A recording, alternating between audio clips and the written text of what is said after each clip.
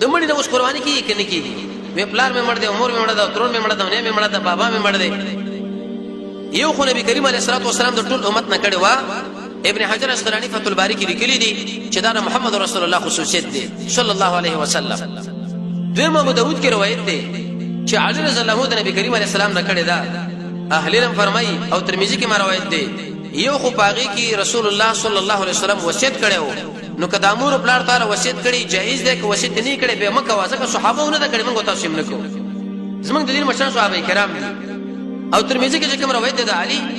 رضی الله تعالی عنہ نو پای کې شریک دی چې هغه حافظم خراب وا ابو الحسن په نامه باندې بل راوي دی چې هغه مجهول دی او د قشن باز راوي په کې دي چې هغه کثیر الوهم وا نو اې دی وجنه د مړی کو وصیت شوی کولی پکار دی کو وصیت نه شوی نو ته مکوا اما ستا په قربانی کې ستا مانځ کې ستا په حج کې ستا په دعوت کې ستا په جهاد کې ستا د مور پلار واغه چې ستا تربیت کړي د ټولو برخه ده کته نه دوی کې کوونه کی پر مسله خو ان شاء الله پوه شو